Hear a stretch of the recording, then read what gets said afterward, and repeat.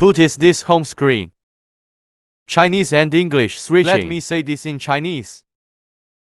Front end this way forward. Back end here, back there. Overall length.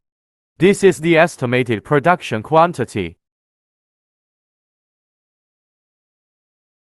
We have a feature here. Defect detection to open it will alarm. It will alarm when there's no wire. Air pressure test to open. It will alarm if no air pressure. Open the first scrap wire. Turn on rotate in advance. Speed will be faster. The yield will be higher.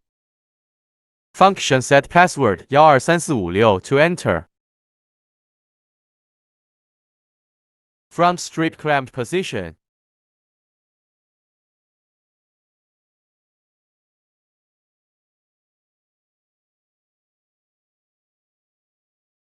So we go from the origin to this side. It's called front strip clamp position. The smaller the number, the more it goes back. Position of the rear strip clamp wire. The bigger it is, the more it moves forward. The slower the speed, the further back. All of our sensors and origin points, both pulse at 0 and origin 0. The bigger the number, the more it will be forward. Includes strip and cut blade. It's strip deeper with big value. The smaller, the lighter. All the sensors are. Take finished wire position.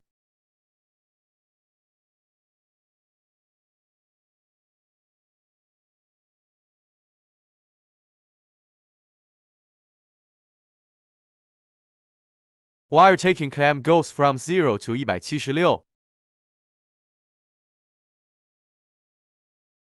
Tail strip finished product position. After it tins, it will go forward and back a little bit. Because tin front side, clamp tray may be unstable. It will clamp the insulation. Because this is fixed, only depends on tail strip clamp to move. Include these settings for all cylinder clamps.